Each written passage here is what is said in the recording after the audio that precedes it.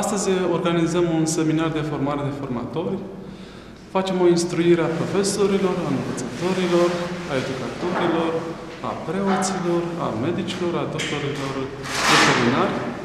Ei vor fi cei care vor transmite mai departe la nivel de comunitate informații privind metodele de reducere a poluării apelor și a solurilor cu nitrați. Câte persoane aveți invitate la acest? 15 persoane vor participa la această manifestare. Numele premiului și... Florian Grigore Rădulescu, expert de mediu. Acești formatori vor transmite informațiile privind reducerea poluării cu nutrienți apelor și a solului unor grupuri țintă și mă refer la copii cu vârste între 3 și 14 ani. Ei vor avea ore de educație ecologică în școli și vor transmite aceste lecții pe care noi le propunem prin această campanie a proiectului Control Integrat a Poluării cu Nutrienți, astfel încât întreaga comunitate să fie implicată în aplicarea măsurilor privind controlul integrat.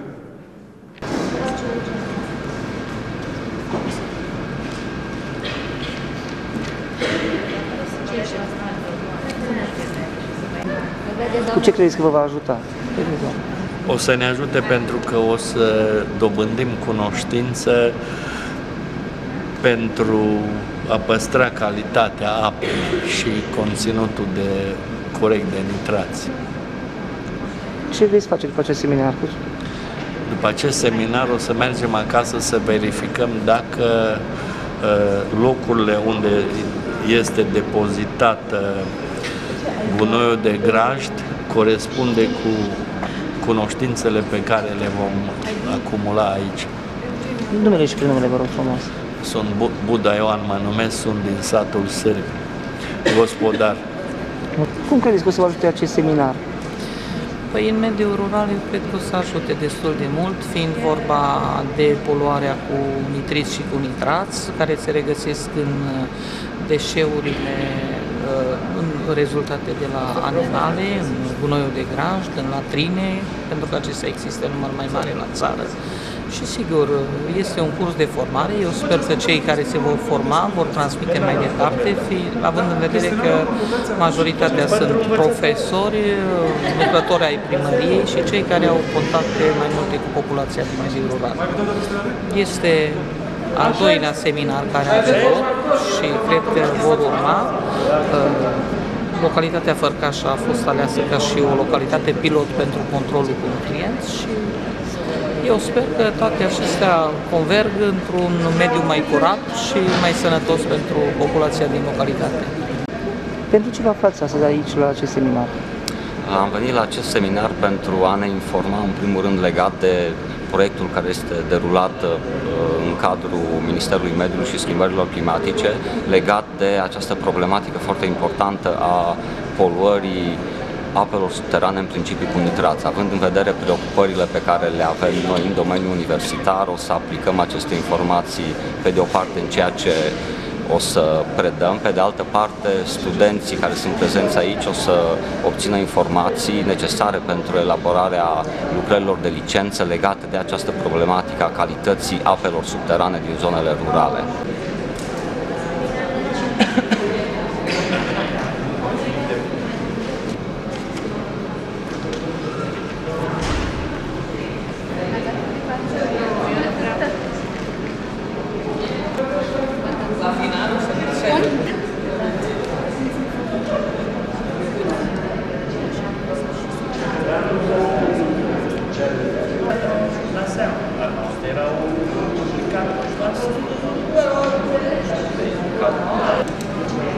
Zgrășăminte chimice, da.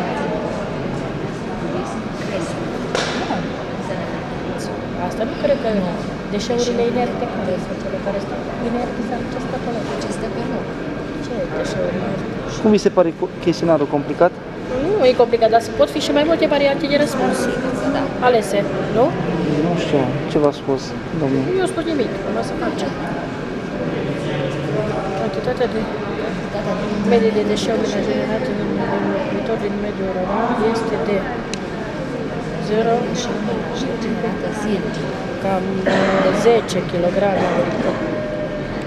Da? Da. deșeuri menajere.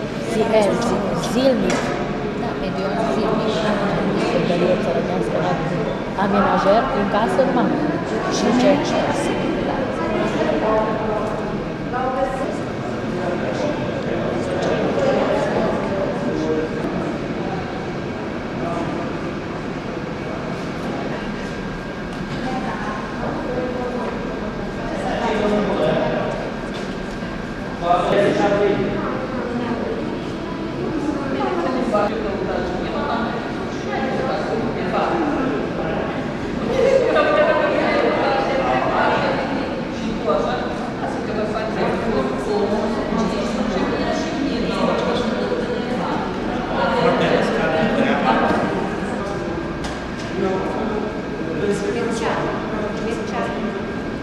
Informații privind măsurile de reducere a poluării apelor și solului în Uniunea. Asta la nivelul concentrației face ca aceste măsuri propuse prin proiect. Obiectivele proiectului fiind reducerea poluării în nutrienți, pe care se varsă și care ajung în Marea Neagră. Noi spunem că astăzi încercăm să fim 86 de comune. Dar erau 86 din 255 de comune, dacă pornim în momentul când a pornit acest proiect. Dar în cazul a doua desemnare, în anul 2008, 1963 de asemenea localități de surse de poluare agricolă. Deci surse care au determinat concentrații mari de nitrați în apă. Avem concentrații mari și am făcut anul trecut, în luna octombrie, când am venit la noastră și am făcut o instruire cu agricultorii, avem concentrații de 100-150 de mg pe litru de nitrați. Valoarea maximă admisă este de 50. Am fost chiar la domnul profesor de chimie, domnul profesor rus, da? Din Tămai. Și dus a rămas surprins când a văzut care depășit la nitrații. Deci nitrații nu se văd. Nu simțim, nu le dăm seama. Da? Dar ei ne afectează sănătatea. Și atunci trebuie să știm ce fel de apă avem. Și trebuie să facem analiză la această apă. Nu vorbim să facem, putem să facem o analiză cu ajutorul unui test rapid. Într-un minut aflăm dacă avem nitrați sau nu avem nitrați.